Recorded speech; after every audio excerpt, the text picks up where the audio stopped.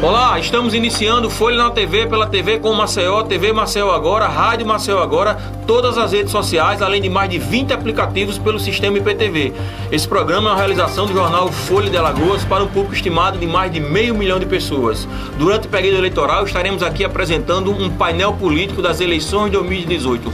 Teremos aqui grandes entrevistados para tratar dos assuntos de interesse da nossa política local e nacional. Hoje temos na nossa bancada o professor Marcelo Bastos, escritor do livro Eleições de Alagoas, de 78 a 2016, um grande analista político, qual agradeço a presença, e também na nossa bancada o jornalista, especialista em política e editor-chefe do jornal Folha de Alagoas, João Mozinho. Agradeço a presença dos dois. O prazer é meu, Cícero Filho e todos aqui da TV Maceió, e estamos aqui, né, para colocarmos à disposição para debatermos um momento tão importante, tão vivo, que é as eleições de 2018, para o governo do Estado, para o presidente da República e para as eleições proporcionais e para o Senado da República também. Então vamos iniciar aqui a nossa discussão sobre política, professor.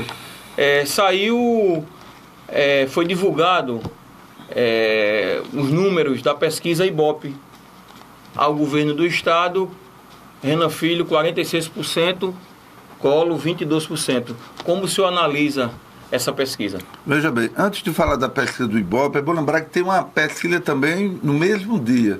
Tem a do IBRAP, que apresenta o Renan Filho com 44, e tem a pesquisa também onde aparece o Collor com 21. À tarde, final da tarde, foi divulgada a pesquisa do Ibope, 46, como você bem disse, 22... Números semelhantes. Exatamente, do Fernando Collor. Veja bem, eu acredito que o percentual está normal. Por quê? Primeiro, você tem que lembrar que Fernando Collor foi lançado candidato no dia 5 de agosto. Então, ontem, era dia 16, tem 11 dias que isto aconteceu. Então, ele está candidato há 11 dias. Então, uma grande parcela do eleitorado, principalmente dos grotões, das periferias aqui de Maceió e do estado das Alagoas, ainda não tem ciência que ele é candidato. Isso é um fato. É bom lembrar que o governador Renan Filho já é candidato há 4 anos, quando ele, em janeiro de 2015, tomou posse como governador de Alagoas e está em campanha há 4 anos. Então, logicamente, que isso beneficia o governador. Também outro lado que pesou nessa pesquisa, muito favorável ao Renan, em torno de 20% na frente do senador Fernando Collor, é porque, quer queira ou quer não, ele está muito bem avaliado a sua gestão. Se você observar também na própria pesquisa do Ibope, quando pergunta sobre aceitação ótimo, bom e regular, se você somar os três, fica em torno de 70% a aprovação da gestão do governador Renan Filho. E isso, não tenha dúvida, que contribuiu também por esses percentuais de 46 e de 22 em relação ao candidato Collor de Mello. Alguma observação, Mozinho, sobre essa pesquisa, esses últimos números, né, que surgiram? O professor Marcelo, anteriormente houve uma pesquisa do IBRAP que apontava o hoje candidato Fernando Collor com de 8 a 9%, salvo engano, a menos. E em tão pouco tempo, como o senhor disse, em 10, 11 dias, ele teve esse avanço. Como o senhor analisa esse avanço dele hoje? Veja bem, naquela pesquisa, se não me engano, do dia 22 de julho... Entre o período de 18 a 22 de julho. De 18 a 22, quando foi feita uma pesquisa registrada do IBRAP, apresentava o Renan Filho com 51 e o Fernando Collor com 13, né? Mas naquela pesquisa também apareciam até outros nomes que nem participaram do pleito, estão participando do pleito. Então, uma coisa, 13 e agora foi para 21, né? Na pesquisa do próprio IBRAP, a segunda pesquisa, onde houve um crescimento. Porque naquela pesquisa, na verdade, o Collor ainda não era candidato. Existia uma possibilidade, mas muito remota, dele ser candidato. Então, quando foi anunciado agora, ele já é candidato, né, quando foi feita a pesquisa, em quase 2 mil eleitores, o Fernando Collor agora é candidato. Então, não tenha dúvida que o eleitorado fiel ao Collor, com certeza, contribuiu muito para esse crescimento. Porque naquele momento que foi feita aquela pesquisa, ele não era candidato. Então, não é uma coisa que está valendo. Quando ela passa a valer, logicamente, que o candidato ele cresce. E outro detalhe, você diz, mas o Renan Filho tinha 51 naquela pesquisa, do dia 22 de julho, e caiu para 44. É bom lembrar que também naquela pesquisa, ele tinha 51, porque naquele momento não sei nem falava que ia ter candidato à oposição. Naquele momento só se falava dos candidatos menores, do Basile. Falava-se em WO, né? Uma eleição sem então, aquela pesquisa praticamente não existia, porque era quase uma aclamação naquele momento a eleição do Renan Filho. Agora não, agora vai ter disputa, quer queira ou quer não, mesmo estando com 46 a 22, mas 22 é um percentual bastante considerado. O senhor acredita que o candidato Fernando Collor tem musculatura para encostar ainda mais no candidato Renan? Depende da estratégia que ele vai usar, na verdade, porque a eleição você sabe que é a fotografia do momento. Só são 11 dias ele candidato e ainda é muito pouco. Uma grande parcela da sociedade, como eu disse agora, ainda não está ciente que ele é candidato. Isso é um fato importante. Agora, para que ele chegue mais próximo do Renan Filho, é necessário que tenha um fato político relevante para que isso venha acontecer. Mas, professor, o governo Renan Filho, como o senhor falou, está bem avaliado, é fato. E tem um outro dado também que é muito importante, Mozinho. A rejeição em relação ao nome Fernando Collor. Essa pesquisa demonstrou isso. Ele tem um índice de rejeição muito alto. Isso não é, assim, não gera dificuldade, um indicativo ruim. Não tem dúvida. Um fator que pesa muito quando você faz uma pesquisa é a questão da rejeição.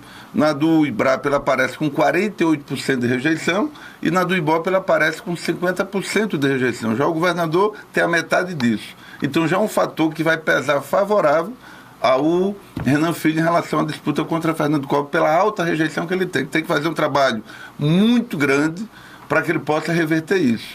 E é bom lembrar também que o governador é um jovem político desse momento, apesar de que o pai dele tem uma tradição de 40 anos na política. Então ele hoje usa muito bem as redes sociais, né, que o senador Fernando Collor não faz isso. Ele vai precisar trabalhar muito as redes sociais para atingir um público de eleitorado. Se você observar essa pesquisa do IBOP, que está muito bem situado o Renan Filho, é por isso que dá esse pulo e dá essa diferença para o Fernando Collor, é no eleitorado jovem.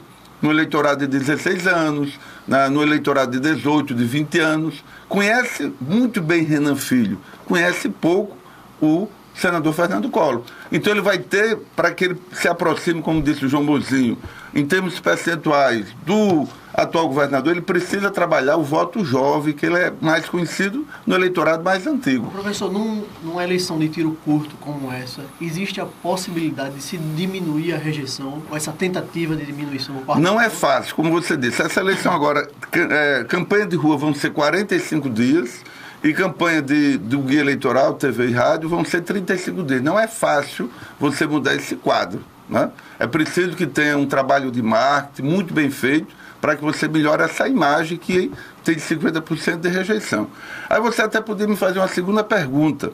Mas na eleição de 2006, em 28 dias, o Collor não virou senador, são eleições completamente diferentes.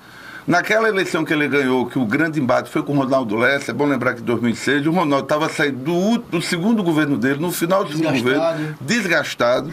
O Ronaldo passou toda a campanha com a questão jurídica, que problemas jurídicos. Se ninguém sabia se ele podia ser candidato, né, porque ele estava naquele momento inelegível, ele estava lutando lá junto o Tribunal Superior Eleitoral para que ele pudesse ser candidato. Ele estava sob júdice, então aquilo dali muita gente dizia: não vou votar no Ronaldo porque eu vou perder meu voto, principalmente sem muitos esclarecimentos. Tinha um governo que estava desgastado até aqueles 28 dias. O Ronaldo, numa situação confortável, já que os outros candidatos não tinham altura, não tinha a densidade eleitoral do Ronaldo, que era Tomás Nuno e Galba, que hoje é atual deputado. Então ele estava em berço esplêndido, muito tranquilo, porque a eleição já estava praticamente ganha.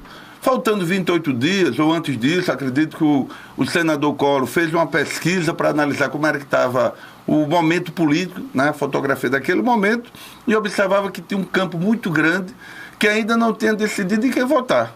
Em cima de tudo isso que eu estou colocando, teve outro fator que é importante. A gente estava vivendo o momento do mensalão, do desgaste do governo do PT. Ora, diante do que, vamos imaginar, o Collor foi empichado. Para o mensalão, praticamente não foi nada. Então ainda teve o voto aqui de ser vítima. Então teve o cara que votou no Collor pelo protesto diante do PT, teve o fiel eleitor do Collor, teve o desgaste do governador Ronaldo Lessa e teve um problema sério durante toda a campanha que o Ronaldo ficou sob júdice. Então, todas essas incertezas, tudo isso que aconteceu, leva o Collor em 28 dias. E é tão pouco tempo que não dá tempo. Quando o Ronaldo tomou pé, que o Collor estava na área, como se diz, não dava tempo mais para reverter. Mas mesmo assim, o que aconteceu? O voto que o Collor teve foi nesse vazio que ele encontrou na pesquisa, que obviamente tem um grau, uma quantidade de gente muito grande que não sabia que ia votar naquele momento. Que a disputa majoritária não existe hoje, esse vago. É verdade, que não tem. E outro detalhe, se você pega os números daquela eleição de 2006, o Collor teve 44% e o Ronaldo teve 40%. A diferença foi de menos 4%, foi 3% e pouco. Então foi uma eleição praticamente empatada, porque ele pegou exatamente aquele eleitorado que estava ainda na incerteza, indeciso. Ele foi pagar esse vácuo grande que ele observou e foi ali onde ele ganhou. Professor, voltando para o pleito de 2018, comenta-se que a candidatura do senador Fernando Collor pode ser também estrategicamente visando 2022 para, de certa forma, não ter um adversário, né, à altura, como possivelmente pode ser o governador Renan Filho. O senhor acredita nessa possibilidade? A candidatura dele pode se dar pensando em 2022? Na verdade, o que a gente está vivendo agora em 2018 é vamos imaginar, uma antecipação do que vai acontecer em 2020. Porque até 2020 o Collor ainda tem mais 4 anos de mandato do Senado. Não, 2022. Desculpa, 2022. 2020 é a eleição para prefeito, é verdade. Então, agora vai ser uma antecipação da eleição de 2022, porque ele tem mais 4 anos até 2022 de mandato de Senado.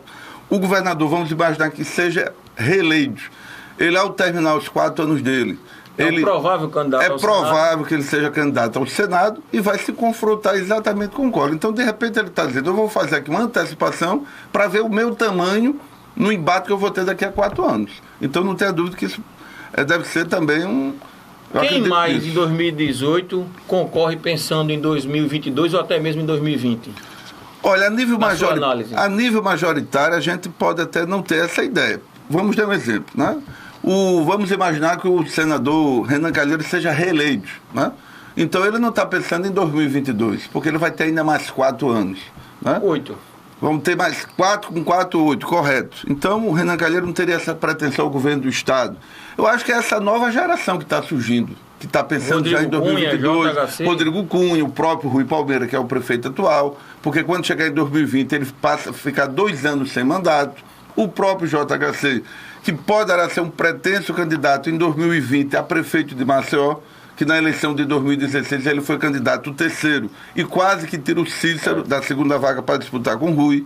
É um pretenso candidato, JHC, como eu disse também, o próprio prefeito que vai ficar a partir de 2020, quando terminar a sua gestão, ele fica 2 anos sem mandato e é um pretenso candidato, pode ser também ao Senado. Você pode aí ter 3 candidatos ao Senado, ele, o próprio governador atual e o próprio senador Collor. O próprio senador, aliás, o Rui Palmeira deve ser. Tem pretensões majoritárias para 2022, como o próprio JHC. Professor, falando sobre 2020... São os 2 nomes mais prováveis. O vereador que é o... E o Rodrigo Cunha também. Professor, falando em 2020, o vereador Kelman Vieira é presidente da Câmara durante 3 gestões agora e hoje é o vice-candidato na chapa do Fernando Collor. Ele também se coloca nesse cenário, como é do PSDB. Veja bem, vai depender muito da eleição de agora, né? Quer queira ou quer não, ele como vice do Collor, ele vai criar mais visibilidade nessa eleição agora de 2018. Vamos imaginar que o Collor ganhasse essa eleição, porque você diz, não, mas nessa pesquisa que foi apresentada ontem, a situação do governador é muito confortável, mas você sabe que política é a fotografia do momento, um fato relevante pode mudar esse quadro e de repente o Collor pode ser até governador. Hoje não seria, a situação é bem confortável do governador. Vamos imaginar que o Collor viesse ganhar a eleição agora de 2018. Não tenha dúvida que Kelman Vieira, presidente da Câmara, que já foi do MDB, que agora está no PSDB, muito próximo ao prefeito, seria um fortíssimo candidato para 2020 à Prefeitura de Maceió. Ele aglutina, tem um grupo muito grande de vereadores. Hoje ele tem uma liderança muito grande, ele deve ter de 13 a 14 vereadores que estão na órbita do presidente da Câmara, do Kelman Vieira. Então ele era um forte candidato na vitória do Collor. Se o Collor perde a eleição, né, como diz o Machado de Assis, é o vencedor às batatas. Então, neste caso, quem vai ser a bola da vez, com certeza, vai ser o mais forte candidato a prefeito de Maceió em 2020, vai ser o grupo eleito, no caso do governador Renan Filho. Né, que existe alguns nomes até surgindo aí de bastidores, mas vai depender por exemplo, da eleição de agora. Então vamos imaginar que o Renan Filho se reeleja governador e o Maurício não fica entre os dois eleitos senadores. Seria um forte candidato num grupo que está na cota do governador. Mas falando em PSDB, em candidatura, João, você lembrou bem o Kelman, mas, por exemplo, o Theo Vilela, né, que é um quadro histórico do PSDB, declarou que não vota em Collor. Isso não fragiliza a oposição, professor? Mas não tenha dúvida, essa questão do PSDB que não está 100% envolvido na campanha, a gente já viu no dia da convenção. Eu estive presente em todas as convenções, agora naquele domingo, dia 5, eu estava nesse momento no IAD, que era público e notório que o PSDB não apareceu. Apareceu o candidato a vice, que é do PSDB, o Kelman Vieira, mas o próprio prefeito não estava presente, o Rui Palmeira, o próprio Teotônio Vilela. Depois ele posta nas redes sociais que não vota, em hipótese no candidato Collor, né? Mas quer queira ou quer não, a oposição ficou sem um candidato à altura para disputar com o governador Renan Filho, culpa do próprio PSDB, que todo mundo apostava, né, criou toda a expectativa que ia ser no Rui Palmeira, que passou aí 3 anos sendo candidato, que no final não foi, né? Depois todo mundo, até a possibilidade de ser o Rodrigo Cunha. Então, como não tinha mais praticamente ninguém como opção, como você até disse, ia virar WO. Eu acho que o Collor até foi muito bom para eles, porque deu essa possibilidade de ter um candidato à altura, porque senão eles iam ser extremamente derrotados nessa eleição de uma forma assim de WO mesmo, ia ser humilhante. A entrada do Kelman, de certa forma, reagrupa o PSDB? Não reagrupa, não. Primeiro porque já foi colocado nas redes sociais o próprio ex-governador, senador Teotônio Vilela, que não apoia. Então ele não vai estar envolvido na grande campanha. Rodrigo Cunha apoia? Como? Rodrigo Cunha também não, já se declarou. A própria Tereza Nelma, que é candidata a deputada federal do PSDB, vão fazer um trabalho independente. Como eu estou dizendo, o problema do Rodrigo é que ele vai ter que fazer uma campanha independente, sozinho, né? E ele vai ter que usar muito bem, né, o veículo das redes sociais, porque ele vai fazer uma campanha com um cavaleiro solitário. E tudo isso vai pesar, porque vamos imaginar pesa que... até na candidatura do Alckmin, né? Permite-me, professor, porque essa divisão de palanque aqui não contribui nem para a nacional, não é verdade? Não tenha dúvida. E o Alckmin está numa situação muito complicada, né? Porque ele não chega a 2 dígitos nas pesquisas e olha que ele vai ter a metade do tempo no guia eleitoral. Com centrão e tudo mais, não tem jeito de emplacar. Até desgasta mais ainda, pode até diminuir. Então, voltando à questão. Então, o Rodrigo Cunha é um candidato solitário, é um cavaleiro solitário. O ideal para o Rodrigo Cunha, que tem uma imagem positiva da nova política, era que o grupo da oposição tivesse um candidato tipo Rui, que estava na mesma linha de política, da nova política, que tem o Rodrigo. Uma coerência política. E teria uma coerência. Então, o grande beneficiado com a entrada do Collor, nesse processo aí, foi o Benedito de Lira. Ganhou o palanque. Porque em 2014, a gente reportar 2014... Quando o Benedito de Lira, em 2010, a gente teria que voltar um pouco mais atrás, em 2010, o que aconteceu? O Theo foi candidato à reeleição ao governo e o Benedito de Lira foi candidato aqui, ao Senado, né? Então fizeram uma dobradinha, fizeram um palanque forte. Quando chegou na eleição de 2014, todo mundo imaginava, no meio político, que ia inverter. O Bill ia para o governo e o Theo ia ser candidato ao Senado. O Theo não foi candidato. Quer dizer, o Bill não teve um candidato à altura para fazer palanque com ele, foi extremamente prejudicado na eleição de 2014 e isso favoreceu a eleição do Renan Filho, que ganhou inclusive no primeiro turno do Bill. Então isso foi um fato que pesou, já tem um problema já do passado, não é do presente. Quando chegou nessa eleição ia acontecer a mesma coisa em 2014, o Bill ia ficar mais uma vez sem um candidato à altura. Foi que ele, com o filho, Arthur, costurou essa aliança com o Collor. Então o grande... articulador, para que mentor disso aí, para que o Collor venha a ser candidato, não tem dúvida, foi o Bill com o Arthur. Porque senão ele ia ter um prejuízo muito grande não ter palanque. Michel Temer exerce um papel também, Mozinho, nessa candidatura do Collor, nessa rivalidade que ele tem com o senador Renan Calheiros. Você acha que passa também por Brasília? Pode até passar em termos assim de estrutura, logística de campanha, mas essa articulação mentor, como diz aí o Mozinho, foi do Lira, porque ele precisava de ter palanque aqui, como vai ter. Nessa vinda do Collor, quem não foi beneficiado foi o Rodrigo Cunha. Porque para ele era interessante ter um candidato na mesma linha, na mesma coerência como ele. Podia ser um Rui Palmeira, podia ser um JHC. Né? Como você vê, Mozinho, a candidatura do Rodrigo Cunha, essa questão do Senado especificamente?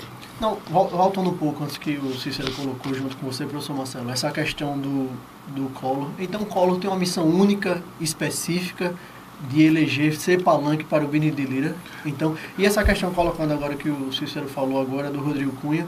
O Rodrigo Cunha, como o senhor mesmo colocou, tem essa questão de não ter o palanque à sua altura, a questão do nome limpo, sem envolvimento em processos, tal, que ele se coloca como a nova política. Correto. São dois personagens bem distintos, Benedito de Lira e Rodrigo Cunha, com o palanque principal central de Fernando Collor. É mais ou menos isso daí? É exatamente isso. Né? Então o Rodrigo Cunha, ele, como eu disse, ele vai ficar entre a cruz e a espada. Se apoia Collor, ele perde a coerência no seu discurso. Se não apoia Collor, que é isso que vai acontecer, ele vai ter que fazer uma campanha independente. Está indo para o sacrifício, né? Então. Então, quer queira ou quer não. Teve um mandato de estadual de reeleição fácil e de deputado até federal. com certeza. Mas veja bem, a campanha, na verdade, oficialmente começou ontem. Né? Ele aparece aí com 20%. Se você observar ele, a distância dele para o senador Bill, de acordo com a pesquisa, é de 7, com 6, né? Tá mais 19, de, né? vamos dizer aí, 6% em relação a ele com o segundo colocado, na pesquisa que foi apresentada ontem, que ainda vão ter várias pesquisas, ainda vai Muito ter, desdobramento. a partir do dia 30 vai começar o guia eleitoral. Alianças brancas. As alianças brancas, ele está fazendo alianças com a candidata a deputada federal Luiz Helena, que está apoiando de uma forma sem ser informal, como ele diz, a Aliança Branca ao Rodrigo Cunha. Né? O JHC também fez uma aliança com o próprio Rodrigo Cunha. Então, quer queira ou quer não, a campanha começou ontem. E a gente tem que lembrar que ele é muito bem situado, Rodrigo, numa cidade como Maceió, que tem o primeiro colégio eleitoral de Alagoas. E Arapiraca. Somando Maceió com Arapiraca, dá 36% do eleitorado de Alagoas. Né? Fora grandes cidades como Palmeira, Rio Largo, Santana, cidades que Penedo. Decidem uma eleição, claro. Que é muito importante. Então eu acho que ele vai crescer muito, Rodrigo. E se ele tivesse, como eu disse, um candidato à altura na linha política que ele tem, dessa nova política, eu não tenho certeza que a situação hoje dele seria melhor. Mas falando em Senado ainda, na nova política, João, gostaria que você comentasse também. A suplente do Rodrigo Cunha é Eudócia Caldas, esposa do João Caldas, que não representa efetivamente a nova política. Não tenha dúvida. Como o senhor vê essa questão do Rodrigo trazer como suplente alguém que não representa a nova política?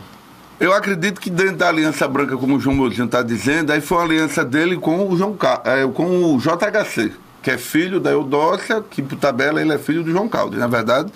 Então, dentro vamos imaginar, da articulação, da negociação para o JHC vir apoiar o Rodrigo, a contrapartida, ele indica alguém para ser o primeiro suplente. Aliás, indicou os dois, porque a primeira suplente é o Eudócia Caldas, que é a mãe do JHC, né? E o segundo é o Henrique Arruda, que também foi o vice do JHC na eleição para prefeito de 2016.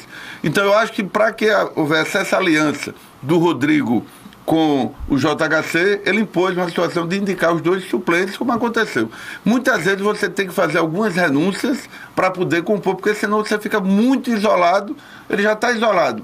Se Mas você acha que prejudica a imagem do Rodrigo Cunha? Porque, veja bem, hoje o JHC está muito, muito maior que o próprio pai. Eu acho que vai passar despercebido em relação quem é a primeira suplente dele. Eu acho que isso aí não vai ter grandes problemas na imagem dele. Professor, logicamente que pode ser explorado. Se ele crescer na pesquisa, porque tudo vai depender do crescimento do candidato durante a campanha. Mas se ele cresce na pesquisa e passa a ser uma ameaça ao segundo e o primeiro colocado, que no caso hoje é o senador Renan e o segundo é o senador Bill, aí os caras vão começar a querer mostrar situações que vai de encontro, vai dar uma contrariedade do que ele pensa. Por exemplo, como é que eu falo da nova política e tem uma suplente que é filha do João Caldas da velha política? Como é que eu estou falando da nova política e estou dentro de um partido PSDB que tem vários membros dele implicados na Lava Jato, né? Então, logicamente, se ele, preste atenção, não cresce, ele ficar lá em terceiro e não vai ser ameaça para os dois primeiros, isso vai passar despercebido. Agora, se ele cresce e tem uma possibilidade real de chegar entre uma das duas vagas ser dele, os caras vão usar mecanismos para tentar queimar a imagem dele perante o eleitorado dele, que é um eleitorado muito jovem, dos 16, das redes sociais. João. Falando sobre a questão da suplente do Rodrigo Cunha, a Eudócia Caldas, ela, na época que era prefeita de Bateguara, respondeu por alguns processos de improbidade. Isso sendo levado para o guia, para o grande público, isso prejudica até que ponto? Isso, como eu disse, vou repetir, só vai para o guia, para as redes O Rodrigo sociais, efetivamente passar a ser uma ameaça. passar a ser uma ameaça. Se ele for um candidato que vai chegar perto dos candidatos que estão na frente, Renan e Bill, com certeza vão usar isso aí, para pegar a contradição, né? Obviamente que a prática que foi feita não foi feita por ele, mas quer queira ou quer não, é alguém que ele colocou de primeiro suplente. Ora, se ele está dizendo que ele não apoia Collor, diante de tudo que o Collor representa, ele teria que ter um suplente mais ou menos na linha de ação, na coerência que ele tem.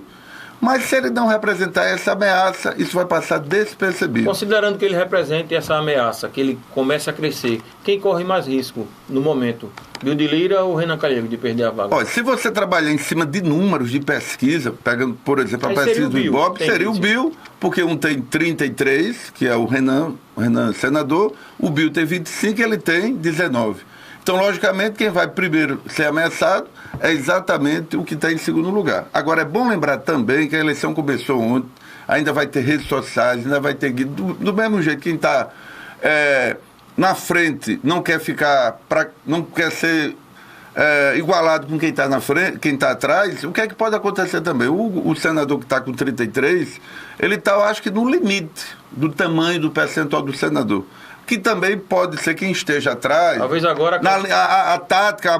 Começa a desidratar. A tática do próprio Rodrigo Cunha, pode acontecer isso, é mostrar que os dois que estão lá na frente representam a velha política, que tem problemas desenvolvidos aí com a Lava Jato. Não é? Porque se o Rodrigo também ficar nessa campanha, nesse discurso do bonzinho, do bom moço, e não procurar mostrar a diferença do jogo para o trigo. Né? Então, quer queira ou quer não, ele vai passar despercebido a campanha dele. Ele precisa mostrar as diferenças dele, né, com os que estão lá na frente, que são da velha política. Para a gente momentaneamente fechar essa questão do Senado, segundo os números, né, das pesquisas, né, que foram divulgados, quem realmente é a surpresa para o senhor na questão do Senado? Olha, a surpresa para a questão do Senado nesse momento é o Maurício Quintela. Por quê? Vejamos. O senador Renan tem 33, o Bill tem 25, o Rodrigo tem 19 e o Maurício Quintela nessa pesquisa aparece com 18. Parece com 18%, então ele está muito bem situado. Empatado com o Rodrigo Cunha, tecnicamente. Empatado e quase tecnicamente com o Bill, né? Porque está mais de 3,5 para mais a menos. Então, está muito bem, porque o Maurício, de repente, pode ser o melhor segundo voto de todo mundo. Vamos imaginar. Ele está aliado ao governador. Então, o grupo do governador, a base de prefeito do governador, que vota no Renan, muito provavelmente vai votar no Maurício como segundo voto. Né? Muita gente que, de repente, vota no Bill, que vota, é anti-Calheiros, vai votar no segundo voto do Maurício. Vamos imaginar, o jovem que vai votar no Rodrigo Cunha, de repente vai votar no Maurício, que também é um candidato relativamente jovem. Então, é por isso que ele cresceu tanto e hoje ela aparece com 18, ou seja, essa eleição vai dar muita adrenalina para o Senado. Eu acho que vai embolar mais ainda, porque quando começar a eleição, a campanha em si, os dois que estão na frente, eu acho que vai diminuir. Os seus também, eles estão no limite de crescimento. Professor Marcelo, e a questão do Maurício Quintela também, que ele está entre o lado do Renan e do próprio Rui Palmeira, que era a principal oposição até ontem.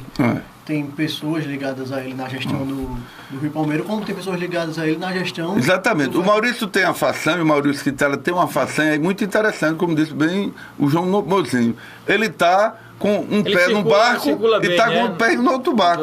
Ele tem uma secretaria de infraestrutura, que é o vereador Ibe, que é uma pessoa indicada por ele, a nível municipal, né? Ou seja, ele não rompeu com o prefeito, né? E também agora tem uma secretaria da infraestrutura, o que foi indicado por ele, no governo do Renan Filho. Então ele tem esse benefício, tem a máquina do município. É candidato ao Senado com mais trânsito entre os dois grupos. Exatamente. O Maurício, ele consegue fazer essa relação, ele consegue transitar bem nos dois grupos. Isso é importante para quem quer o segundo voto. Professor, vou deixar uma pergunta aqui no ar e a gente volta a comentá-la, né? Peço que o senhor responda depois do intervalo. Fala-se no chapão da morte na disputa para federal, esse chapão da morte pelo lado do governo. Na sua opinião, quem fica e quem sai? Quem perde a cadeira e quem ganha a vaga na Câmara Federal? A gente volta já.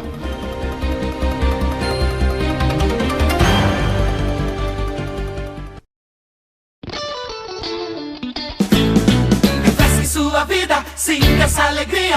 Refresque Coringa é bom todos os dias. São 10 sabores pra você escolher. Curtir com a família no esporte ou no lazer. Refresco Coringa, você faz 1 litro usando apenas um sachê. Refresco Coringa, é rico em ferro, vitamina A e C. Refresco Coringa.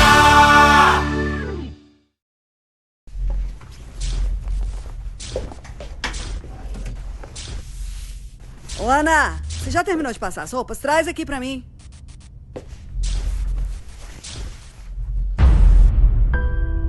Ana tem 13 anos e teve sua infância destruída trabalhando como doméstica. Isso precisa mudar. Trabalho infantil. Você não vê, mas existe.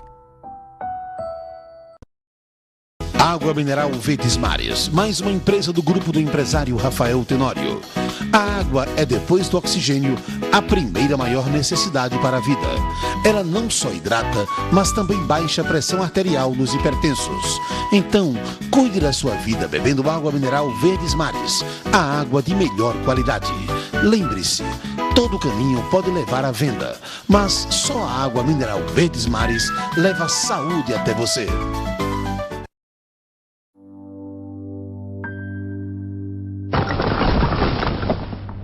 Nenhuma criança está segura trabalhando.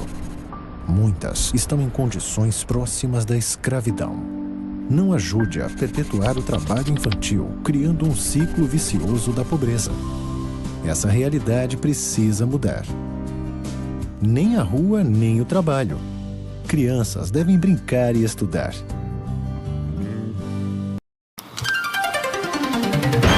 Estamos de volta com o Folha na TV, nosso painel político das eleições de 2018. Temos hoje como entrevistado o analista político, o professor Marcelo Bastos. Também compondo a nossa bancada, o jornalista especialista em política, João Mozinho. Esse programa é uma iniciativa do jornal Folha de Alagoas, um público estimado de mais de 500 mil de pessoas, TV Com Maceió, TV Maceió Agora, Rádio Maceió Agora, todas as redes sociais, além de mais de 20 aplicativos. Professor Marcelo, deixei uma pergunta no ar sobre o chamado chapão da morte para a federal nessa composição do governo.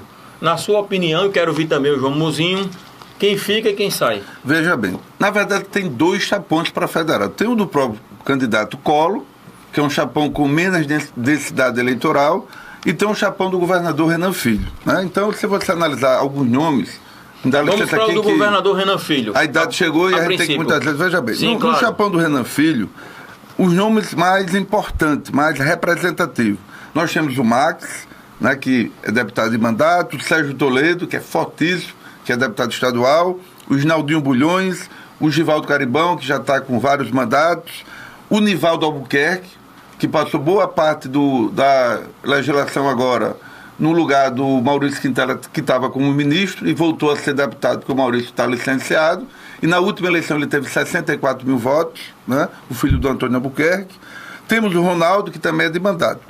Tem o próprio Paulão, que hoje é deputado federal. Esse grupo, do meu ponto de vista, logicamente, como eu disse, a campanha começou ontem, ainda vai ter muitos fatos importantes a ser considerado, é que provavelmente deve fazer 5 das 9 vagas possíveis. Esse grupo deve fazer 5 candidatos, deve fazer 5 dos... E ainda tem outros nomes, como Rosenda Defal. Sim, tem a Rosenda Defal, tem o próprio Regis, o doutor Emanuel Fortes, o ex-juiz Marcelo Tadeu, a Olívia Tenório, o empresário Álvaro Vasconcelos, que é do... Então, na sua opinião, faz 5. Veja bem, esse grupo aqui, eu estou colocando os nomes mais representativos, deve fazer 5.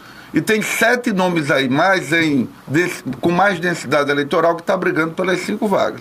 Então, como se chama o chapão da morte, porque realmente alguém aí que vai ter uma excelente votação e provavelmente vai ficar de fora. Se a gente reportar eleições passadas, por exemplo, o Augusto Farias era deputado de mandato, forte candidato, né? E ele não foi reeleito naquela eleição, onde o Jerônimo da Defal que ganhou, aí faleceu logo no início do mandato, e ele, que era primeiro suplente, Augusto Farias foi conduzido como primeiro suplente. E a hora que era deputado é forte. Vai acontecer nesse chapão que aconteceu com Augusto Farias naquela eleição. Mas eu gostaria de saber, professor, desses nomes hoje, quem o senhor diria que estaria de fora? Veja bem, é muito difícil você dizer isso agora, porque seria muito prematuro, porque você tem mais de 45 dias para a campanha. Logicamente, pelo tamanho da campanha, lógico, ainda vai ter... Tem alguns favoritos, ainda então, vai ter pesquisa de consumo interno, né, que a gente tem muito acesso a pesquisa que não vai publicamente ser colocado,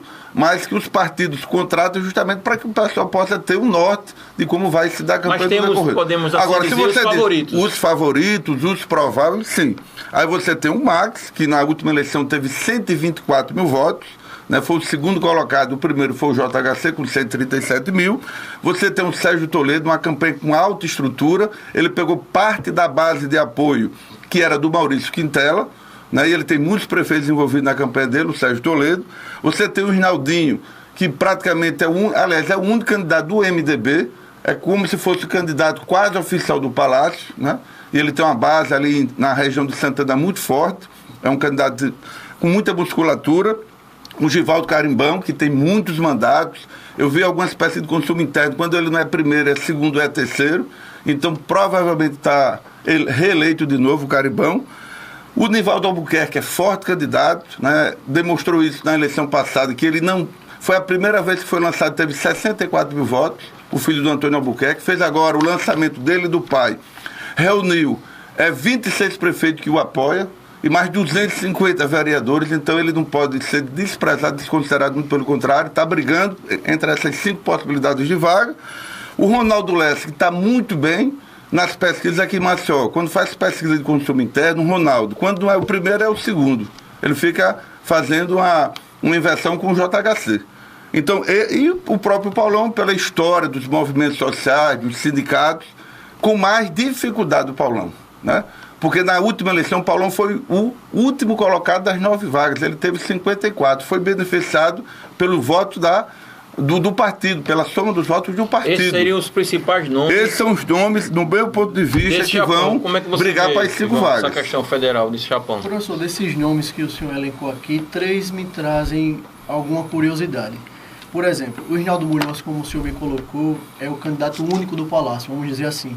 Mas ele tem hoje a médica e mãe Renilde Bulhões, que é a primeira suplente do Fernando Collor.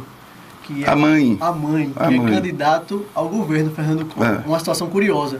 Verdade. Hoje o Rinaldinho está no berço palaciano, mas se o Collor derrotar o Palácio, vamos dizer assim, o Rinaldinho teria um familiar beneficiado. A mãe seria senadora da República. Já o Nivaldo Albuquerque, outra observação, ele conta, vamos dizer assim, com a estrutura do Tribunal de Contas, que a gente sabe que deveria ser uma corte técnica, mas nessa época de campanha se torna em algo político. Historicamente tem demonstrado isso. Os presidentes têm elegido sobrinhos, têm elegido filhos para as casas legislativas. E o Paulão é o candidato do Partido dos Trabalhadores, que o senador Renan Calheiros tem uma ligação, vem atrelando a imagem dele ao ex-presidente Lula para tentar massificar sua candidatura.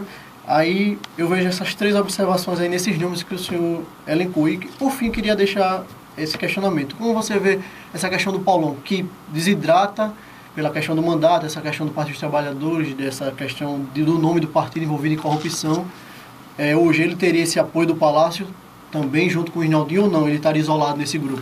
Olha, veja bem, primeiro que na eleição que o Paulão foi o último colocado das 9 vagas, ele teve 54 mil votos, né? O Paulão ganhou aquela eleição porque foi muito beneficiado, não tenha dúvida, pelo apoio do MDB, no caso na época era PMDB, do próprio senador Renan. O Zé da Dorinha, que deu um apoio substancial a ele ali na região de Água Branca, ele foi o mais votado em Água Branca, não tenha dúvida que foi a aliança do Paulão com o senador, junto com o próprio prefeito. A dose vai se repetir? Não sei se é Água Branca, mas ele deve ter... tem alguns pontos aqui no estado que ele deve ter ligações via o próprio senador. Bases que eram do Olavo Calheiros? Bases que pode ser do Olavo. Então ele abriu algumas frentes a favor do Paulão, como foi na eleição passada em Água Branca. Lá em Arapiraca ele teve 5 mil votos, e a Célia Rocha o apoiou, a pedido do próprio senador Renan, né, pela própria ligação que tem o Renan com o próprio Lula. E o que prejudicou muito o PT na eleição de 2016, que o PT só fez Rio Branco, todas as capitais do Brasil, o PT, a única cidade, a única capital que elegeu do PT foi Rio Branco. E perdeu, foi uma eleição terrível para o PT de 2016, que estava muito forte a questão da Lava Jato. Quer queira ou quer não, com essa questão do Lula estar preso, né, que dizendo que é questão de perseguição política, aquela coisa toda, eu acho que está melhor hoje a imagem do Paulão do que na eleição de 2016, né, ou próprio da eleição de 2014. Acho que há um apelo, uma comoção. Eu acho que tem tudo isso que está somando aí para beneficiar o Paulão. Eu acho que ele vai ter um desgaste menor do que ele sofreu em 2014, quando já estava pipocando a questão da Lava Jato e do próprio Mensalão. Então isso ele vai melhorar muito a imagem do Paulão, porque ele vai tentar colar a imagem dele, não tenha dúvida, no Lula, que hoje aqui em Alagoas, se você vê a pesquisa, mais de 50%. Na pesquisa do Ibope, que foi divulgado para governo, para o Senado da República, o Lula aparece com mais de 50% aqui em Alagoas e o Bolsonaro com 17%. Ora, se o Paulão tiver inteligência, ele vai colar a imagem dele na imagem do Lula. E se de repente, esse pessoal que diz que vota no Lula, de repente, em sinal de protesto, por achar que o Lula está sendo perseguido, é vítima do judiciário, de repente ele vai ter isso aí que vai beneficiar muito o Paulão. E não tenha dúvida que o governador vai abrir bases para ele, para que ele possa se fortalecer. Não é eleição fácil para ele, porque, como diz o Cícero, esse chapão é um chapão da morte. É gente muito forte. Inclusive o ex-governador Ronaldo Lessa, né, que é um forte candidato, ele pode aí, se ele bobear, ele pode não ficar entre os 5, né? Porque na eleição passada ele foi o 5º colocado, com 88 mil votos, o Ronaldo. Então o Ronaldo vai ter que se redobrar para ele poder garantir estar entre as 5 possibilidades. Porque se esse grupo aqui do governador faz 5, vamos imaginar que o outro grupo do Chapão, do Collor, que tem Arthur, que tem JHC, e outros membros do partido, o próprio filho do Collor, o Pedro Vilela, o Severino Pessoa, lá deve fazer de 4 a 3. Vamos imaginar que esse grupo faça 4, outro faz 3, aí dá 7, vamos imaginar que outro faça 4 e 4 dá 8, vai sobrar uma vaga. Né? Como fica a Luiz Helena nesse cenário? Aí a Luiz Helena vai ter que torcer o seguinte, que esses dois grupos chamados de chapões não consigam fazer os 9 direto. Porque se os 9 fazem direto, os 9, sem precisar das sobras de vaga, o que é que vai acontecer? Aí essa sobra de vaga, a Luiz Helena vai disputar essa vaga. Porque para um partido ou uma coligação fazer o primeiro para federal, tem que ter 160 mil votos. Baseado na eleição passada. Então, ela para se eleger diretamente, sem precisar de sobra de vagas, ela teria que fazer 160 mil. Acha que ela tem essa condição? Se ela não tem isso, vamos imaginar que ela tenha 100 mil votos, 120 mil votos. Ela vai precisar que esses dois chapões fiquem aí uma vaga sobrando. Mas o senhor acha, pessoalmente, que ela tem condição de chegar a fazer o coeficiente sozinha?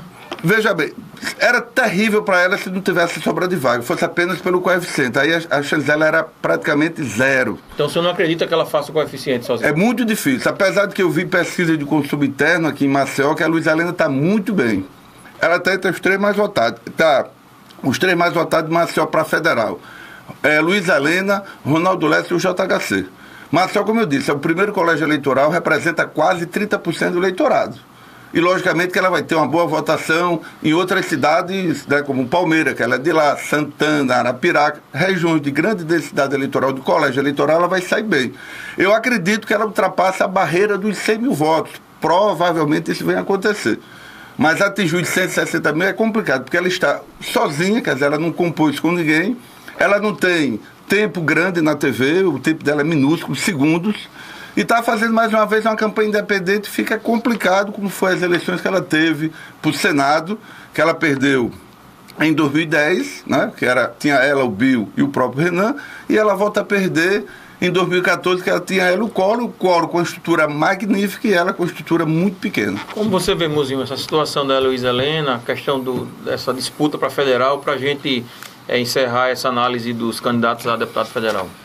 Como o professor Marcelo Bastos colocou, eu acho muito difícil também a Heloísa conseguir atingir esse coeficiente, esse número, vamos dizer, esse número mágico de 160 mil votos. Seria uma eleição que entraria para a história, Heloísa Helena ter essa votação. E como o professor bem colocou, ela falta estrutura para Heloísa Helena. Como ela é uma candidata que marcha sozinha, sem grandes apoios econômicos, sem grandes apoios políticos, a campanha, como o professor Marcelo colocou, ontem mesmo ela estava no sinal aqui na Fernando Lima, fazendo corpo a corpo, panfletagem. Então, para atingir os 102 municípios nessa proposta que ela se coloca... Chega o dia da eleição e não consegue. Não consegue, é muito difícil. Eu queria aproveitar, Cícero, já que a gente falou do chapão, chamado chapão da morte do governador Renan, agora do outro tem um chapão também outro que é de menor densidade eleitoral, mas tem nomes representativos em termos de voto. O próprio Arthur Lira, que deve ter mais de pelo que eu sei... Briga para ser um dos mais votados. Ele tem hoje 40 prefeitos o apoiando, o Arthur Lira. Então, na última eleição, o Arthur Lira teve 98 mil votos, né, foi o terceiro colocado, aliás, foi o quarto. O primeiro naquela eleição foi o JHC com 137, o segundo o Márcio com 124, depois com 110 mil foi o Pedro Vilela, o quarto ele com 98 e o Ronaldo com 88 mil. E assim sucessivamente. Então, o Arthur é fortíssimo, até brigando para ser um dos mais votados. O JHC, que está muito bem situado, principalmente em pesquisa que eu vi aqui em Maceió, tem outros nomes que estão bem avaliados, assim, para ter possibilidade. O Pedro Vilela você não pode descartar, né, porque é o candidato do ex-governador Teotônio Vilela, tem uma história na família política, de tradição.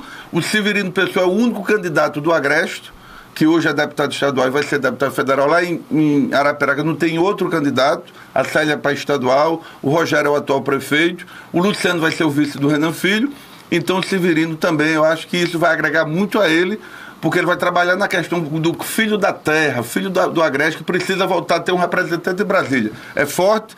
Temos aí a Tereza Nelma e o próprio Eduardo Canuto, que vão despontar bem. A Tereza Nelma foi a segunda colocada na eleição para vereador passada, teve 15 mil votos, perdeu só para o Lobão, que teve 25 mil. Então a Tereza Nelma ela vai pegar um eleitorado muito interessante. Você acha que esse chapão faz 4? Você acha que tem condição de esse fazer grupo 4? Aqui deve fazer 3. E tem uma possibilidade de fazer 4. O PRTB, por falar O PRTB, se for a nível federal, ele está no chapão da morte. Ele faz alguém do PRTB, fala assim no doutor Emanuel Forte. Sim, veja bem, eles estão no chapão da morte. Os nomes que aparecem do PRTB, o nome que deve ser bem votado, o doutor Emanuel Forte, faz parte do PRTB. O Auro Vasconcelos, né, o empresário que foi secretário de Agricultura, já foi candidato ao Senado fazendo dobradinha com o Collor naquela eleição de 2010, do Podemos. Nós temos a Olívia Tenório, que é filha do deputado estadual Francisco Tenório, que foi candidato a vereador. Aqui na eleição passada ela teve 4 mil votos, né? E o Val Amélio, eu não sei se vai ser candidato, mas ele foi registrado, parece, na candidatura do Val Amélio. Na eleição passada foi uma grande surpresa. Ele teve 54 mil votos, né? Até faltando as últimas urnas, todo mundo pensava que ele poderia ganhar do Cícero Almeida, naquela eleição de 2014. Veja só, professor, a gente considerando que o chapão do governo faça 5, né? E o chapão liderado pelo Arthur Lira faça 4. 3 ou 4, como você falou, né? Se fizer 3, sobra uma vaga, né? Esses dois chapões vão fazer de 8 a 9. Então, se sobra uma vaga, muito provavelmente que seja a Luísa Helena. Se ela não tiver os 160 mil, se ela tiver 160 mil votos, ela está despreocupada. Sobra, né? Se ela tiver 160 mil votos, ela não está preocupada com esse pessoal, ela está eleita direta. Se ela fica com menos de 160 mil, ela tem que torcer para que uma vaga dessa sobre, para ela disputar essa sobra de vagas. Alguns analistas também, professor Marcelo, colocam como favorito nesse grupo aí Pedro Vilela, não pela personalidade política, mas pela família Vilela, o próprio Arthur Lira, que é o grande mentor do grupo de oposição hoje, podemos dizer assim, e o JHC. E essa quarta vaga estaria sendo ventilada pelo Severino Pessoa, se a gente pode falar em favoritismo.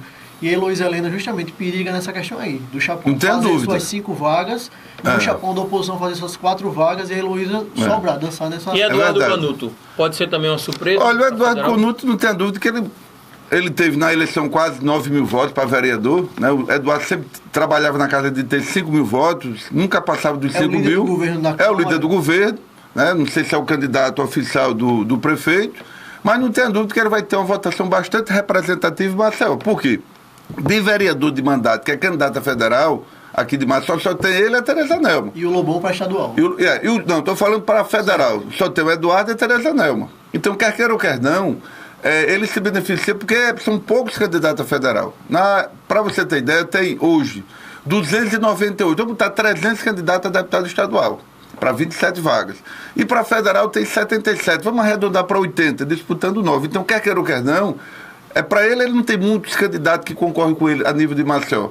Agora, quando chega para estadual, tem mais vereador candidato. Tem o Lobão, tem o Chico Filho, do Ronalsa, né? Por falar em estadual, vereadores, quais as o Chico possíveis Salles. surpresas para estadual? A gente encerrando essa questão de federal, está chegando o nosso horário. Para estadual, quais seriam as possíveis surpresas, professor? E quem, assim, não está bem das pernas, como é que o senhor vê essa Olha, veja estadual? bem, as surpresas a gente praticamente não vai ter. As renovações são mínimas. Por que isso?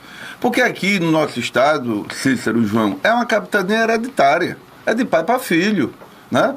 E se você analisar, os que hoje são, é porque o pai já foi, o avô já foi. Infelizmente é exatamente. O povo fica dizendo, porque a gente vota muito mal, né? Aliás, reclama dos políticos. Mas você procurou um candidato que defendesse os seus interesses para que você depois não reclamasse? Não. Aí você se abstém, você vota nulo, você vota branco. Se você juntar em 2014 brancos, nulos e quem não foi votar, a abstenção foi maior do que a eleição do governador. As pesquisas apontam Cícero Almeida liderando. Ora, então veja bem. Você acha que ele vota? Veja bem, ele, inicialmente, o deputado federal Cícero Almeida ia sair a federal e recuou para a estadual. Ele ia sair sozinho. Ele com os membros do PHS. Mas ele observou que seria difícil, porque para estadual se eleger o primeiro tem que ter 50 mil votos para ter o coeficiente eleitoral. Então ele analisou pelos os componentes do grupo dele, ele poderia correr o risco de não fazer o coeficiente eleitoral. Foi quando o PHS também foi para o chapão, porque existe um chapão do MDB, que é bastante significativo. Tem lá o MDB, o PSD, o PR, o PTB e outros partidos mais. Para você ter ideia, nesse chapão aí, haja chapão para estadual, tem 10 ou 11 deputados estadual de mandato. Deve fazer certo? Quantos? Aí você diz, vai ter uma grande renovação, coisa isso para nenhuma. Porque dos 27 deputados hoje de mandato, tem 7 que não é candidato. Então aí já é uma renovação natural. Tem 3 que não são candidatos. O Marquinhos Madeira, apesar de que é o pai dele, o Marco Madeira. O João Beltrão vai ser o sobrinho Ivan Beltrão. E o outro que não é candidato é o Severino... Peraí, deixa eu ver aqui. Cunha. Não, vamos lá, os 3 que não são candidatos. Não são candidatos. Não são candidatos, eu tenho aqui. O João Beltrão, o Luiz Dantas, que não é candidato, mas vai ter o Paulo Dantas, filho dele. E 3 que são para federal, o Severino, o Rinaldinho e o Sérgio Toledo. E tem um que é candidato ao Senado, que é o Rodrigo Cunha. Então, dos 27, já tem 7 que não é candidato. Então, naturalmente, vai renovar. Porque esses não são candidatos. Renovar ou substituir? Né? Então, não vai... Mas vai ter nomes novos? Vai. Porque já tem 7 que não é candidato. Então, vai ter, no mínimo, 7 nomes diferentes. Francisco Salles, pode ser surpresa? O Francisco Salles, ele ia fazer uma composição no grupo lá com o pessoal do PTC, logo no início da história. Mas o que aconteceu com ele? Ele observou quando o pessoal do PTC foi para o Chapão, lá para o Chapão do Collor, lá ficou muito complicado, porque tem muita gente com densidade eleitoral. Ele fez um grupo menor, uma coligação menor. Ele hoje é o presidente do PPL, está juntamente com o PSL, que é do Bolsonaro, e está também com o Patriotas, que é o antigo PEN. Aí tem alguns nomes lá que tem uma representatividade. O César Malta, o próprio Chico Salles, Sargento Ramalho, o Sargento Ramalho, Cabo Bebeto. Então ali, né, porque tem uma média de uns 80 candidatos, né, juntando todo mundo, eles poderão fazer um. E como ele teve quase 8 mil votos aqui em Maceió, né, o Chico Salles, ele tem uma possibilidade, se fizer um, ele é um forte candidato a ser um desses. A vaga ser dele, sim. E Cibele Moura? Cibele Moura é forte candidata. O pai dela é o Abraão, que é um cara que tem muito prestígio junto ao prefeito de Maceió. O tio dela é secretário, inclusive, aqui da SMTT. A mãe é prefeita lá da Barra de Santo Antônio, Emanuele, né?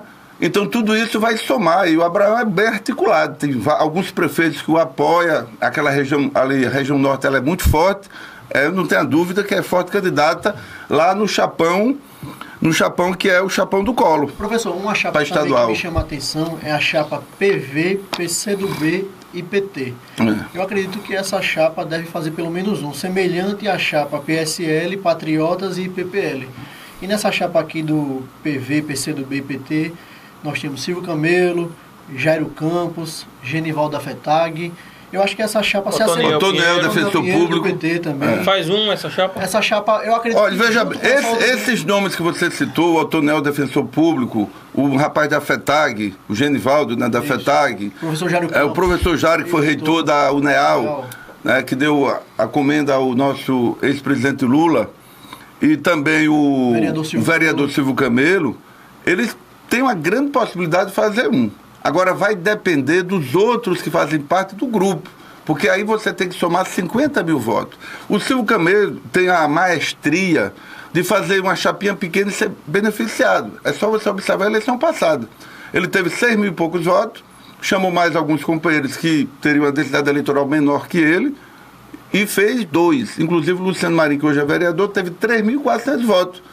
E foi eleito no grupo do Silvio Camelo. Então aí, os nomes mais representativos nesse momento, desse grupo, é esse que você citou. Eles têm uma possibilidade sim de fazer essas chapas, e é entre eles mesmo. Essas chapas se assemelham e podem tirar alguma vaga desses figurões?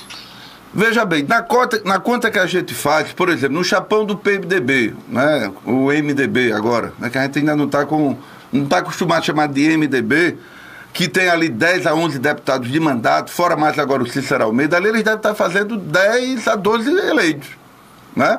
No outro grupo lá, que é o outro chapão, porque o Collor tem dois chapões, né? Para federal e para estadual. No grupo do Renan, está desmembrado em 4 chapas. Tem um chapão, aí depois tem essa que você disse, do PT, com o pessoal do PV, mais o...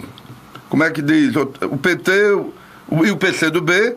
Tem outro grupo também, porque ele tem 4 grupos, o governador pré-estadual.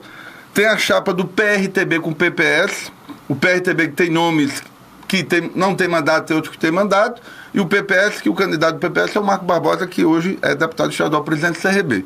Então o que acontece? Nesse grupo do chapão do PMDB, eles vão fazer no mínimo 10. No outro grupo pode fazer 8, né? Pode fazer 8, pode fazer 7. Esses grupinhos menores do Chico Salles pode fazer 1, do Silvio Camelo pode fazer 1, e no PRTB com o PPS, né?